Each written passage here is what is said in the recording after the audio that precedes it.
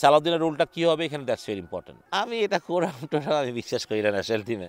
স্পিনে Mushtaq Ahmed, pace বোলিংয়ে শন Tait, ফিল্ডিংটা দেখেন James payment. টানা ব্যর্থতায় ব্যাটিং কোচের দায়িত্বটাও বিসিবি তুলে দেয় আশরাফুলের কাঁধে। অভিমানে সরে যাওয়ার ঘোষণা দেওয়ার পর আবারও শপথে ফিরেছেন সালাউদ্দিন। তবে প্রশ্ন, দলে তিনি করবেনটা কি? পরিকল্পনা আর সব ডিপার্টমেন্টের কাজ দেখার জন্য তো হেড কোচ ফিল সিমন্স নিজেই আছেন। পাঁচজন কোচের কি প্রয়োজনীয়তা আছে, মানে সালাউদ্দিন আর সিমন্সের কি কাজটা থাকবে আসলে?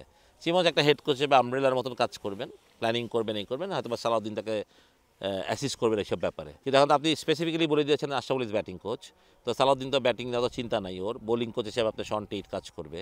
সালাউদ্দিনের রোলটা কী হবে এখানে, দ্যাটস ভেরি ইম্পর্টেন্ট। একাদশে অতিমাত্রায় হস্তক্ষেপ, অফ ফর্মে থাকা জাকেরকে বারবার সুযোগ দেয়া, দলের মধ্যে গ্রুপিং করার অভিযোগও ওঠে সালাউদ্দিনের বিরুদ্ধে। তবে হেড কোচ থাকতে এসব বিষয় কেন সালাউদ্দিনকে দায়ী করা হচ্ছে সে প্রশ্ন সুজনের।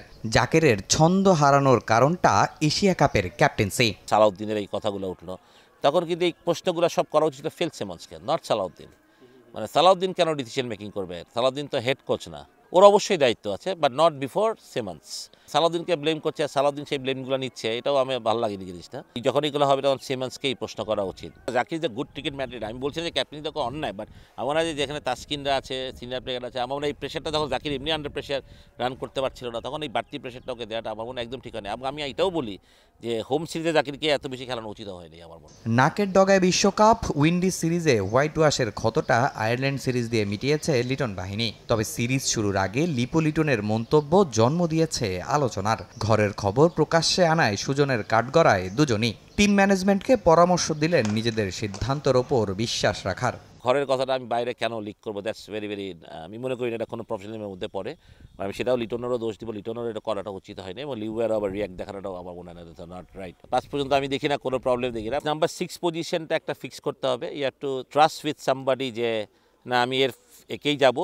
আপনার ডেফিনেটলি একটা রিজনস থাকতে হবে যে আমি কেন এর পরে যাচ্ছি। সোহান 2টা ম্যাচে রান্না করলে যদি আপনি বলেন এই সোহানকে সরাও, আপনি যেটা হয় আমাদের সোশ্যাল মিডিয়াতে মানুষের কথা বলে, সেটার পর সিলেক্টাররাও আবার চিন্তা করে সোহানকে সরাই দেয়। তো you have to trust your player and you have to trust your coach and captain.